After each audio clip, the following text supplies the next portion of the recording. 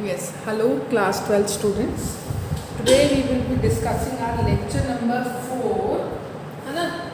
तो अभी तक हमने मेजर जो प्रॉपर्टीज थी डी ब्लॉक एलिमेंट्स की वो डिस्कस कर ली है. लेक्चर नंबर 4 में इसकी कुछ मिसलेनियस प्रॉब्लम्स हैं जो कि हमें डिस्कस करनी है और उसमें कुछ ये प्रॉपर्टीज शो करते हैं like they have tendency to form alloys, interstitial compounds, the trends of their melting point, the trend of their densities, इन सब के बारे में हमें डिस्कस करना है. तो हम स्टार्ट करते हैं सबसे पहले with their tendency to form alloys. ठीक है.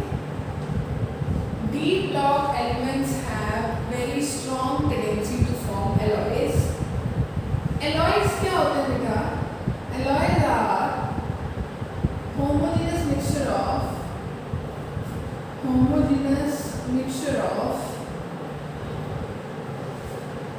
metals or a metal and non-metal.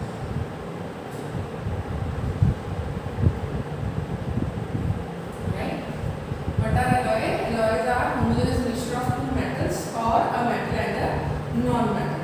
Homogeneous mixture है throughout, मतलब दो अलग-अलग चीजें हैं लेकिन as a one thing वो appear कर रही है और homogeneous का मतलब uniformly distributed है throughout. Suppose ये दो metals का alloy है तो मतलब दो different चीजें जो हैं वो uniformly distributed है.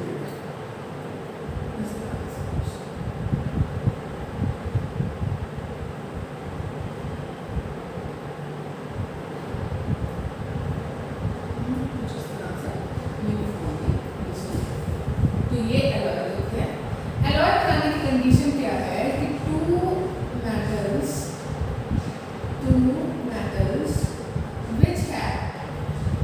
which have size difference of 15% can easily form alloys. ऐसे दो मेटल्स जिनमें साइज डिफरेंस सिर्फ 15% का है, मतलब मान लो एक आपका मेटल है ए जिसका साइज 100 पिकोमीटर है, तो ये कौन से मेटल्स के साथ अलॉय बना सकता है? ऐसे मेटल्स के साथ अलॉय बना सकता है जिसका रेडियस 85 से लेके 115 तक लाई करता है, क्योंकि ऐसे दो मेटल्स जिनका साइज डिफरेंस 15% है वो एक दूसरे को बड़ा रैपिडली अपने क्रिस्टल स्ट्रक्चर में से रिप्लेस कर सकते हैं और एक ऑल टुगेदर नई चीज बना सकते हैं जिसको हम क्या कहते हैं? अलॉयज कहते हैं. तो basically two metals which have size difference of 15% can easily form alloys, है ना? As we know, हमने साइज में पढ़ा था D block elements have almost similar sizes. D block elements का साइज ऑलमोस्ट क्या होता है? सिमिलर होता है. साइज सिमिलर होने का मतलब क्या हुआ? साइज सिमिलर होने का मतलब हुआ कि ऑलमोस्ट A और B जो है या D ब्लॉक एलिमेंट्स में जब हम सीरीज में आगे गए थे तब भी साइज डिक्रीज होके फिर कांस्टेंट होके फिर इंक्रीज हो रहा था. ऑलमोस्ट साइज हम कह सकते थे कि सेम रह रहा है. और नीचे जाने पर तो ग्रुप में नीचे जाने पर D ब्लॉक में हमें लेंथेनॉइड और एक्टिनॉइड कंट्रैक्शंस देखने को मिली थी. तो due to lanthanoid actinoid contraction sizes of D block elements were nearly the same. तो due to almost same sizes of elements present in the D block elements के जो साइजेस हैं वो ऑलमोस्ट क्या रहते हैं? सेम रहते हैं. इसीलिए उनका साइज डिफरेंस 15% से ज़्यादा नहीं होता. इसीलिए वो आसानी से आपस में रिएक्ट करके क्या बना पाते हैं? एलॉयज बना पाते हैं. तो बेसिकली D ब्लॉक मेटल्स आपस में बहुत अच्छे एलॉयज क्यों बनाते हैं? क्योंकि इनका जो एटॉमिक साइज है वो ऑलमोस्ट क्या रहता है? सेम रहता है. दो बहुत कॉमन एलॉयज हम देखते हैं वो है bronze. Bronze is the alloy of copper and tin with 10% tin composition and 90% copper composition. Another very popular example of alloy is is copper nickel alloy where copper comprises almost 70% and nickel comprises almost about 30%. तो दो common alloys जो हैं वो हैं bronze और brass. NCERT में इसका जिक्र आपको देखने को मिलता है। सो बेटे कॉपर निकल लिख दिया, it is copper and zinc. Brass is alloy of copper zinc and bronze is alloy of copper tin. Common alloying metals अगर मैं आपको बताऊं बी ब्लॉक में, कॉमन एलॉइंग मेटल्स कौन से हैं? क्रोमियम है, क्रोमियम बहुत सारे एलॉयज में पाया जाएगा। वेनेडियम है, निकल है, मैंगनीज, ठीक है, मॉलिब्डेनम भी पाया जाता है। These are common alloying metals और ये दो कॉमन एलॉयज हैं। अगर मैं बात करूं कि मेटल और नॉन मेटल का कोई एग्जांपल, तो that is stainless steel. Stainless steel में जो एलॉइंग मेटल है दैट इज आयरन, और जो नॉन मेटल है जिसके साथ ये एलॉय बन रहा है दैट इज कार्बन। ठीक है, एक्चुअली बेटा एलॉयज दो तरह के होते हैं, सब्स्टिट्यूशन एलॉयज और इंटरस्टिशियल एलॉयज। ये जो स्टेनलेस स्टील है this is an example of interstitial alloy, कि इस तरह से आयरन का नेटवर्क फैला होता है। सपोज इस तरह से आयरन का नेटवर्क है और इस आयरन के नेटवर्क में कहीं कहीं गैप्स में इंटरस्टिशियस में क्या पड़ा है? कार्बन पड़ा। तो ये किस तरह का एलॉय है? इंटरस्टिशियल एलॉय है। और यहाँ पर जब ए बी का सब्स्टिट्यूशन हो जाता है तो ये किस तरह के एलॉयज होते हैं? These are called substitution alloys. तो मुद्दे की बात, दोनों ही तरह के एलॉयज बनाने की टेंडेंसी रखता है डी ब्लॉक, इंटरस्टिशियल एलॉयज बनाने की टेंडेंसी भी रखता है और आपस में सब्स्टिट्यूशन एलॉयज बनाने की टेंडेंसी भी रखता है। आपस में सब्स्टिट्यूशन एलॉयज बनाने की टेंडेंसी क्यों रखता है ये आपको क्लियर है बहुत अच्छे से, क्योंकि ऐसा करने से ये जो सिस्टम है वो उनका जो साइज है वो ऑलमोस्ट सेम है, इसलिए बड़ी आसानी से एक दूसरे को अपने क्रिस्टल लैटिस से ये लोग रिप्लेस कर पाते हैं। तो that is why d block elements have very strong tendency to form alloys. ठीक है, नेक्स्ट हम डिस्कस करते हैं melting point of 3D series.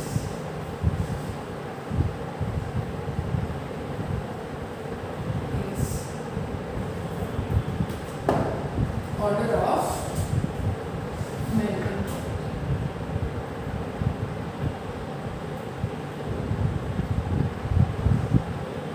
Melting point का क्या ऑर्डर है? मेल्टिंग पॉइंट के बारे में क्या बता सकते हैं डी ब्लॉक के लिए? देखो मेटल्स जो हैं उनमें क्या पाई जाती है? Metallic bonding. मेटल्स में क्या पाई जाती है? मेटालिक बॉन्डिंग पाई जाती है।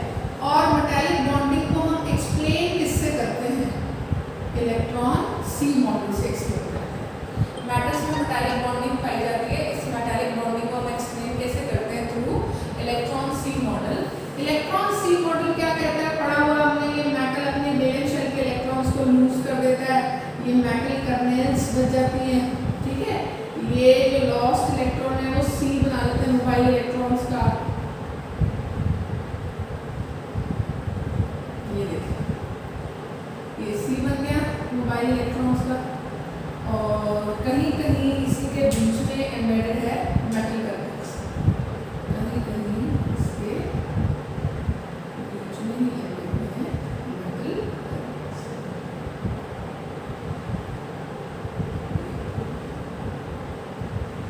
ठीक है, ऐसे मेटल कर्नेल्स एम्बेडेड है। अब मेटालिक बॉन्ड स्ट्रेंथ जितनी ज़्यादा होगी मेटल उतना स्ट्रॉन्ग होगा। स्ट्रॉन्ग कहने का मतलब मेटल उतना हार्ड। मेटालिक स्ट्रेंथ जितनी ज़्यादा होगी मेटल उतना स्ट्रॉन्ग होगा, मेटल उतना हार्ड होगा। अब मेटालिक स्ट्रेंथ ज़्यादा कब होगी? जब number of D electrons participating,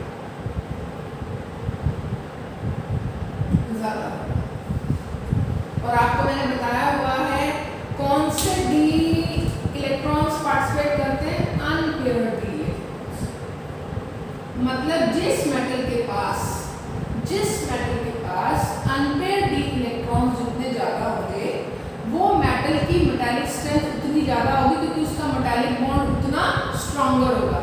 और अगर मेटालिक बॉन्ड स्ट्रॉन्गर होगा तो ऐसे मेटल्स का मेल्टिंग पॉइंट भी क्या होगा, ज्यादा होगा। तो मुझे आप कंपेयर करके बताओ S block metals and D block metals. ठीक है, पहले देखते हैं मेटालिक कैरेक्टर। ज्यादा मेटालिक कौन है? Metallic character ionization energy deal करती है। भी कौन आसानी से इलेक्ट्रॉन लूज कर सकता है? एस ब्लॉक मेटल्स आसानी से लूज कर सकते हैं, इसलिए मेटालिक कैरेक्टर तो किनका ज्यादा है? Metallic character S block metals का ज्यादा है। लेकिन अगर मैं पूछूं मेटालिक स्ट्रेंथ किसकी ज्यादा है? मेटालिक स्ट्रेंथ से मतलब होता है क्या, हार्डनेस। अब हार्डनेस उसकी ज्यादा होगी जिसका मेटालिक बॉन्ड स्ट्रॉन्ग होगा। मेटालिक बॉन्ड उसका स्ट्रॉन्ग होगा जो अपने मेटालिक बॉन्ड में ज्यादा नंबर ऑफ इलेक्ट्रॉन्स को पार्टिसिपेट करवा रहा है। अब मोर नंबर ऑफ इलेक्ट्रॉन्स को पार्टिसिपेट कौन करवा रहे हैं? डी ब्लॉक करवा रहे हैं। तो हार्डर तो कौन होंगे? मेल्टिंग पॉइंट, बॉइलिंग पॉइंट किसका ज्यादा होगा? डी ब्लॉक मेटल्स का ज्यादा होगा। लेकिन मेटालिक नेचर किसका ज्यादा होगा? आसानी से इलेक्ट्रॉन कौन लूज कर देंगे? वो एस ब्लॉक लूज करेंगे। तो एस ब्लॉक मेटल्स मेटालिक ज्यादा होते हैं, लेकिन इनका melting point, boiling point poor होता है, हार्डर नहीं होते। इसलिए आपने पढ़ा भी होगा कि एस ब्लॉक मेटल्स को सॉफ्ट मेटल्स कहा जाता है। ये इतने सॉफ्ट होते हैं कि इन्हें हम नाइफ से भी कट कर सकते हैं। तो बेसिकली एस ब्लॉक मेटल्स का मेटालिक कैरेक्टर ज्यादा होता है। मेटालिक स्ट्रेंथ या हार्डनेस जो है वो इनकी कम होती है। तो इसका मतलब जैसे जैसे number of unpaired D electrons बढ़ेंगे, जैसे जैसे number of unpaired D electrons बढ़ेंगे, वैसे वैसे मेटालिक बॉन्ड स्ट्रेंथ बढ़ेगी। मेटालिक बॉन्ड स्ट्रेंथ बढ़ने का मतलब क्या है? मेल्टिंग पॉइंट, बॉइलिंग पॉइंट बढ़ेगा। ठीक है, तो जैसे जैसे number of unpaired electrons, D electrons बढ़ेंगे, मेटालिक बॉन्ड स्ट्रेंथ बढ़ेगी, मेल्टिंग पॉइंट, बॉइलिंग पॉइंट बढ़ेगा। मेल्टिंग पॉइंट, बॉइलिंग पॉइंट बढ़ेगा तो उस हिसाब से बता सकते हैं कि मेटल ज्यादा हार्डर होगा। तो अगर मैं बेटा ग्राफ प्लॉट करूं, ध्यान से सुनिएगा, अगर मैं ग्राफ प्लॉट करूं अगेंस्ट मेल्टिंग पॉइंट और इधर मैं प्लॉट करूं एलिमेंट्स को, हम 3D एलिमेंट्स की बात कंपेयर कर रहे हैं। आपको पता है स्केलेटियम से मैग्नीज तक अनपेयर्ड इलेक्ट्रॉन्स बढ़ेंगे, अनपेयर्ड डी इलेक्ट्रॉन्स बढ़ेंगे। मैग्नीज के बाद जिंक तक इलेक्ट्रॉन पेयरिंग स्टार्ट हो जाती है, जिससे unpaired electrons, D electrons decrease होंगे। अनपेयर्ड डी इलेक्ट्रॉन इंक्रीज होंगे तो मेल्टिंग पॉइंट बढ़ेगा, अनपेयर्ड डी इलेक्ट्रॉन्स डिक्रीज होंगे तो मेल्टिंग पॉइंट डिक्रीज होगा। तो स्कैटियम का अगर मेल्टिंग पॉइंट ये है तो टाइटेनियम का इससे ज्यादा होगा, वेनेडियम का और ज्यादा होगा, क्रोमियम का और ज्यादा होगा। लेकिन बच्चे मैग्नीज पे आपको एक एक्सेप्शनल डिप देखने को मिलती है। मैग्नीज के पास तो मैक्सिमम होना चाहिए था, लेकिन मैग्नीज पे एक्सेप्शनल डिप मिलती है। फिर बाकी सेम आयरन, थोड़ा ऊपर छोटा आयरन से chromium, cobalt, sorry iron, cobalt, निकल, कॉपर, जिंक। जिंक तो लो मेल्टिंग मेटल होता है, मेल्टिंग पॉइंट बहुत ही कम होता है। ठीक है, मैग्नीज पे आपको क्या दिख रही है? ये एक्सेप्शन दिख रहा है। मैग्नीज पे इस कर्व में आपको क्या दिख रही है? एक्सेप्शनल डिप दिख रही है, जबकि मैक्सिमम होना चाहिए। इस एक्सेप्शनल डिप का बेटे रीजन क्या दिया जाता है? रीजन दिया जाता है इसकी 3d5 4s2 stable electronic configuration. Due to stable electronic configuration, electrons do not readily participate in metallic bond। metallic bond में ये electrons अपनी stable configuration होने की वजह से बड़ी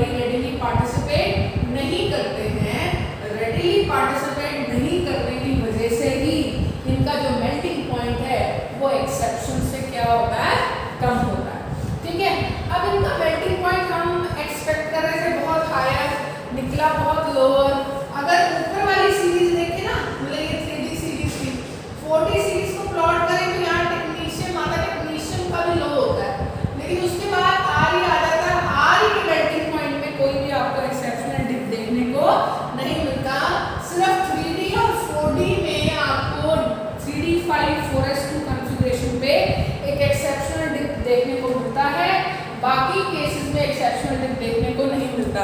एक्सेप्शनल डिप का जो मैं रीज़न दे रही हूँ वो रीज़न भी आई होप आपको क्लियर होगा कि स्टेबल कॉन्फ़िगरेशन होने की वजह से इन इलेक्ट्रॉन्स का जो मेटालिक बॉन्डिंग में पार्टिसिपेशन है वो भी इतना रेडी नहीं रह पाता। रेडी नहीं रह पाने की वजह से ही ये electron readily metallic bond formation में इन्वॉल्व नहीं होते, जिसकी वजह से इनका जो मेल्टिंग पॉइंट है वो एक्सपेक्टेशन से बेटे क्या हो जाता है, कम हो जाता है।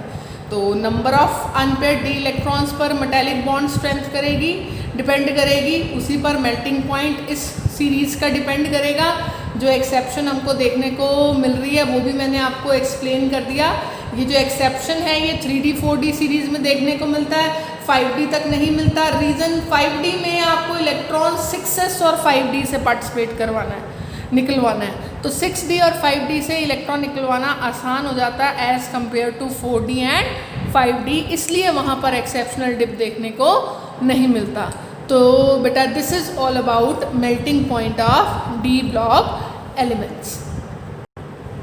नेक्स्ट बेटा we will be discussing the tendency of D block elements to form interstitial compounds, right? D block elements have, yeah, D block elements are known to form many of interstitial compounds. So what are interstitial compounds? Why D block elements can form the interstitial compounds? Let us discuss. So next we are discussing their tendency to form interstitial compounds. D block elements have very strong tendency to form interstitial compounds. Interstitial compounds क्या होते हैं देखें बेटा, D block metals have their respective crystalline structure. D block elements have their respective crystalline structure. D block metals की respective crystalline structure होती है कुछ इस तरह, सपोज इस तरह से उनका कुछ crystalline structure है। अगर हमने alloys के केस में भी देखा था ना, इस तरह का कुछ उनका crystalline structure।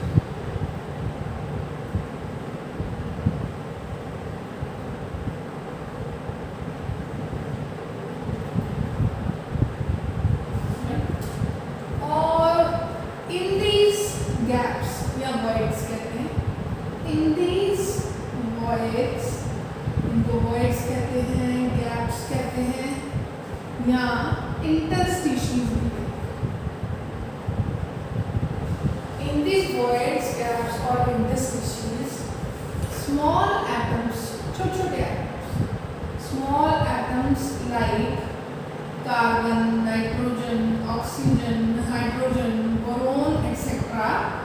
gets trapped.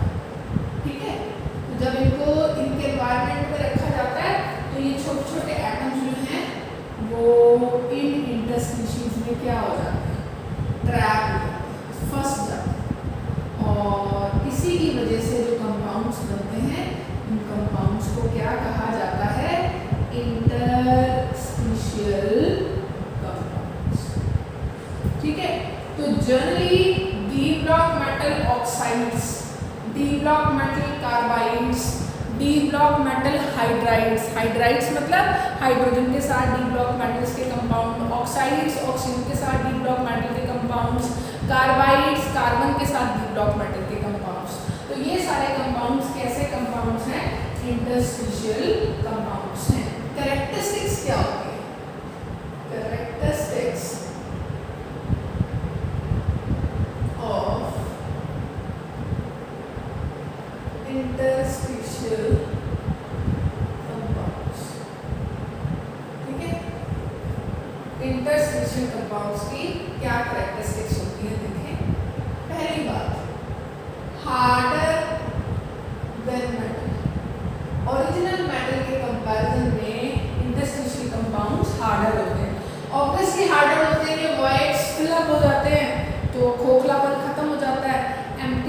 खत्म हो जाती है और पहले के कंपैरिजन में ज़्यादा हार्ड हो जाते हैं।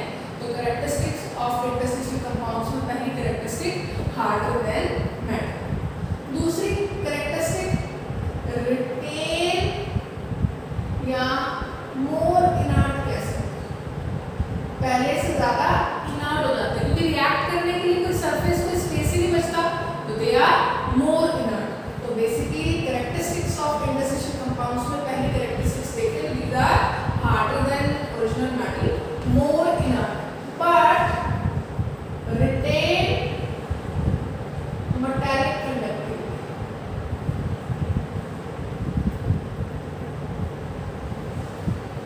कंडक्टिवली मेटल की तरह ही होते हैं, तो they retain metallic conductivity, metallic conductivity को रिटेन करके रखते हैं। मेटालिक कंडक्टिविटी इनकी वही रहती है जो ओरिजिनल मेटल्स की होती है, वो चेंज नहीं होती।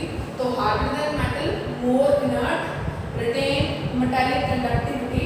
फोर्थ पॉइंट हम क्या कह सकते हैं, फोर्थ पॉइंट में हम कह सकते हैं कि these are non stoichiometric in nature. Nature में कैसे हैं, नॉन स्टोइकियोमेट्रिक।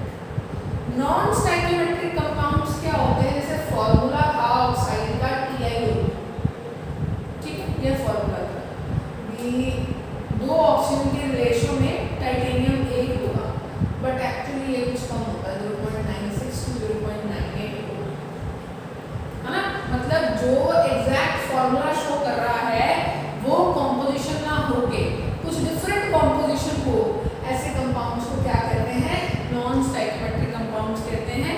और जितने भी इंटरस्टिशियल कंपाउंड्स हैं डी ब्लॉक के विद ऑक्सीजन, हाइड्रोजन, कार्बन और अदर स्मॉल एटम्स, वो सारे के सारे नेचर में कैसे हैं बेटा, नॉन स्टोइकियोमेट्रिक हैं। तो बेसिकली इंटरस्टिशियल कंपाउंड्स बनाने की टेंडेंसी रखते हैं। इंटरस्टिशियल कंपाउंड्स की क्या कैरेक्टरिस्टिक्स हैं ये भी हमने डिस्कस कर लिया है। नेक्स्ट हम डिस्कस करते हैं their tendency to act as catalyst. B block elements की बड़ी स्ट्रॉन्ग टेंडेंसी होती है, ये गुड कैटलिस्ट की तरह भी एक्ट करते हैं।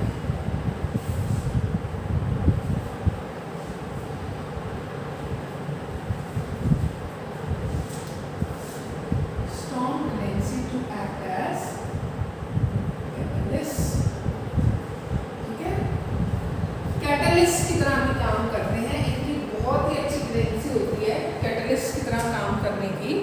तो कैटलिस्ट की तरह ये काम 3 वजहों से करते हैं, ठीक है, एक एक करके हम तीनों रीजंस देखेंगे। First is due to the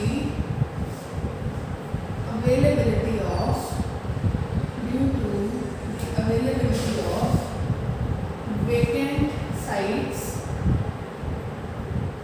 on their surface, ठीक है। सरफेस के ऊपर वेकेंट साइट्स होने की वजह से भी ये कैटलिस्ट की तरह काम करते हैं।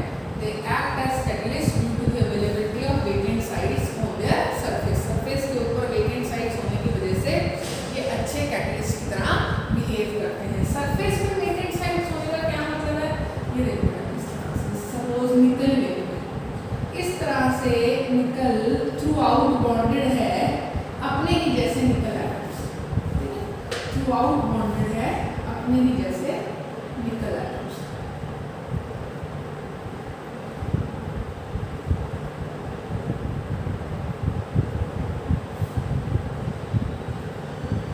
ठीक है, अब जो सरफेस में निकल साइड्स हैं उनके ऊपर अनरेजिडुअल फोर्सेस हैं, रेजिडुअल फोर्सेस बचे हुए हैं, जो वैलेंसीज है वो खत्म नहीं हो रही, तो ये क्या करते हैं, रिएक्टेंट्स को अपने सरफेस पे एडजॉर्ब करवा देते हैं, ठीक है, इनकी इंटरेक्शन शुरू करवा देते हैं। अल्टीमेटली जब रिएक्शन हो जाती है तो ये सरफेस छोड़ के चले जाते हैं। तो due to the availability of vacant sites on the surface, ये सरफेस केमिस्ट्री में हम पढ़ेंगे कि क्या होता है कि कई बार रिएक्टेंट्स इसलिए भी रिएक्ट नहीं कर पाते क्योंकि उनको रिएक्ट करने के लिए कॉमन प्लेटफॉर्म नहीं मिल पाता। तो ये अपनी रेजिडुअल फोर्सेस की वजह से अपने सरफेस पे फ्री साइट्स अवेलेबल होने की वजह से उन अन इंटरेक्टेड मॉलिक्यूल्स को अपने ही सरफेस पे एडजॉर्ब करवा लेते हैं, जिससे वो क्लोज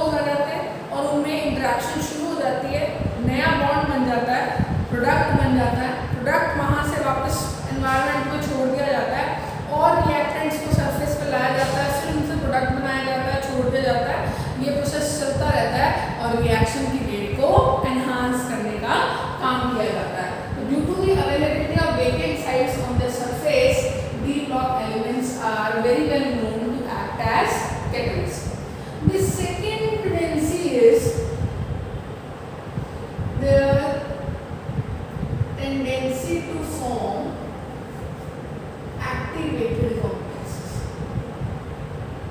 देखो आप सबको पता है कि कोई भी रिएक्शन में रिएक्टेंट प्रोडक्ट में डायरेक्टली कन्वर्ट नहीं होता। किसी भी रिएक्शन में रिएक्टेंट प्रोडक्ट में डायरेक्टली कन्वर्ट नहीं होता।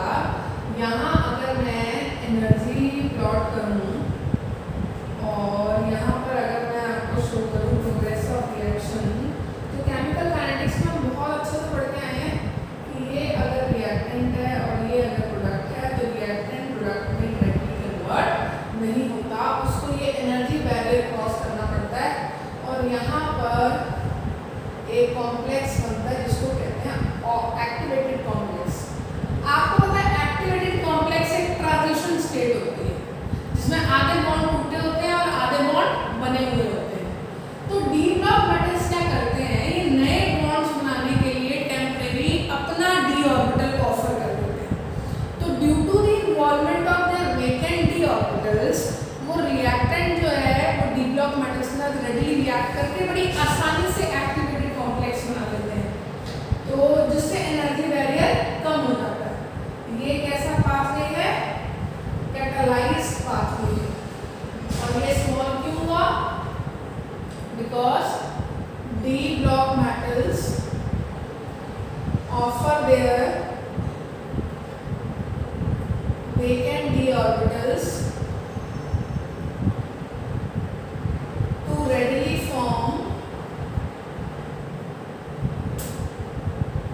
to readily form activated complex and get converted into product। इसीलिए जो एनर्जी रिक्वायर्ड है वो कम हो जाती है। एनर्जी रिक्वायर्ड के कम होते ही सिस्टम जो है वो कैसे काम करता है, कैटलिस्ट की तरह काम करता है। ठीक है, इसके बाद अगर हम बात करें तो एक तीसरा और मेजर रीजन जिसकी वजह से भी डी ब्लॉक एलिमेंट्स जो हैं वो कैटलिस्ट की तरह काम करते हैं, तीसरा और मेजर रीजन है their ability to show variable oxidation states। ठीक है, their ability to show variable oxidation states। अब क्योंकि d block elements variable oxidation state show कर सकते हैं, वेरिएबल ऑक्सीडेशन स्टेट शो करने की वजह से ही ये जो सिस्टम है ये कैसे काम करता है, एज कैटलिस्ट की तरह काम करता है। फॉर एग्जांपल मैं आपको एक प्रोसेस बताती हूँ, process of manufacture of H2SO4। एक प्रोसेस है जिससे H2SO4 को मैन्युफैक्चर किया जाता है और बच्चे इस प्रोसेस का नाम है कॉन्टैक्ट प्रोसेस। इस प्रोसेस का नाम है कॉन्टैक्ट प्रोसेस और इस कॉन्टैक्ट प्रोसेस की एक रिएक्शन हम पढ़ रहे हैं जो बहुत इंपॉर्टेंट है, that is SO2 plus half O2 is forming SO3। SO2 plus half O2 is forming SO3। ये एक रिएक्शन है and this reaction is catalyzed by V2O5। This reaction is catalyzed by V2O5। मतलब V2O5 की presence अगर आप नहीं रखेंगे तो SO2 की O2 के साथ कॉम्बिनेशन रेडीली नहीं होती। V2O5 की प्रेजेंस में ये कॉम्बिनेशन है स्पीड अप हो जाती है, फास्ट हो जाती है। कैसे जाती है ये रिएक्शन, दो स्टेप्स में होती है। फिर SO2 इस ऑक्सीजन की ऑक्सीजन लेने की बजाय V2O5 की ऑक्सीजन खा जाता है और कन्वर्ट हो जाता है SO3 में और ये रिड्यूस हो जाता है V2O4। मतलब यहाँ वैनेडियम +5 ऑक्सीडेशन स्टेट में था, यहाँ +4 में हो गया और अल्टीमेटली ये जो V2O4 है, अब ये कैटलिस्ट है, ये कॉम्पोजिशन में सेम रहना चाहिए, तो ये क्या करता है, ये वाली ऑक्सीजन खा के वापस कन्वर्ट हो जाता है किसमें, V2O5+5। At the end of the reaction तो ये तो कुछ बनता ही नहीं, V2O5 की फॉर्म में वापस मिल जाता है, SO2 SO3 में कन्वर्ट हो जाता है। लेकिन अगर मैं इस ऑक्सीजन को लेबल कर लूँ रेडियो एक्टिव नहीं, तो after the end of the reaction अगर O2 SO2 के साथ कंबाइन कर रही होती तो मुझे SO3 की ऑक्सीजन रेडियो एक्टिव मिलनी चाहिए थी, लेकिन मुझे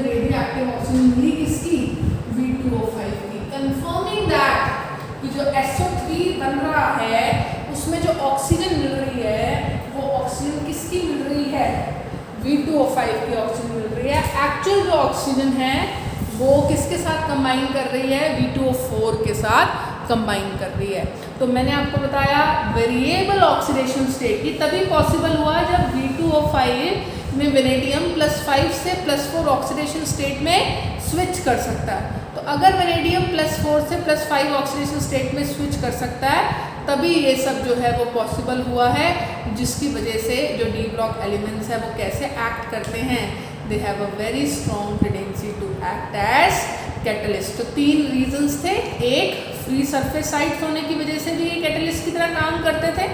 इनकी रेडिली टेंडेंसी है एक्टिवेटेड कॉम्प्लेक्स बनाने की, इसलिए भी ये काम करते हैं अच्छे डी ब्लॉक एलिमेंट्स कैटलिस्ट की तरह। और इनके पास वेरिएबल ऑक्सीडेशन स्टेट शो करने की कैपेबिलिटी है, इसलिए भी they act as good catalyst.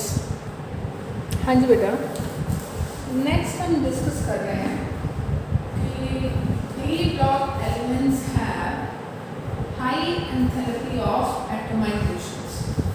D block elements के पास enthalpy of atomisation quite high होती है। वो क्यों होती है? to this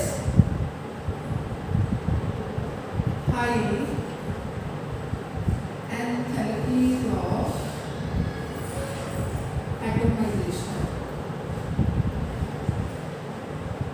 to this high enthalpy of atomization। Enthalpy of atomization मैंने पहले भी आपको समझा रखा है, किसी भी कंपाउंड को उसके गैसियस एटम्स में बदलने के लिए जो हीट रिक्वायर्ड है, that is called enthalpy of atomization. Elements के केस में for elements present in solid state, उनको जब आप गैसियस स्टेट में बदलते हो तो इसको हीट ऑफ सब्लिमेशन भी कहा जा सकता है या एंथैल्पी ऑफ एटमाइजेशन भी कहा जा सकता है। लेकिन एंथैल्पी ऑफ एटमाइजेशन का बेसिक मीनिंग क्या है कि heat required to convert any substance into gaseous atom. तो किसी भी सब्सटेंस को गैसियस एटम्स में कन्वर्ट करने के लिए जो हीट रिक्वायर्ड है उसे हम एंथैल्पी ऑफ एटमाइजेशन कहते हैं। तो heat of sublimation, enthalpy of atomization, ये दोनों बातें एक ही। ठीक है, अब हम कह रहे हैं कि D block elements possess, for D block elements,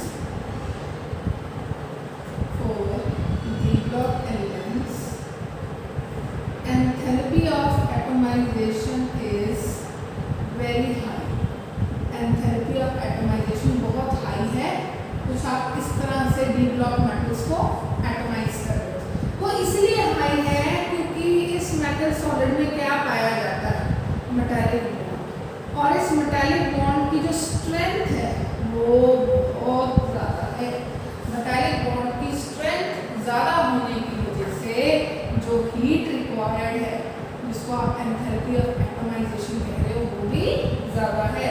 और मेटालिक बॉन्ड स्ट्रेंथ क्यों ज़्यादा है? क्योंकि डी ब्लॉक एलिमेंट्स में आउटर मोस्ट S के साथ साथ B सबशेल के अनपेड इलेक्ट्रॉन्स भी पार्टिसिपेट करते हैं, इसलिए डी ब्लॉक एलिमेंट्स की एंथैल्पी ऑफ एटमाइजेशन बहुत ज़्यादा होती है। फिर हम पढ़ते हैं कि D block elements also have the tendency to form complexes, है ना। Why d block elements have strong tendency to form complexes, ये हम इससे पहले वाले चैप्टर में कोऑर्डिनेशन कंपाउंड्स में डिस्कस करके आए हैं। They have a strong tendency from to form complexes because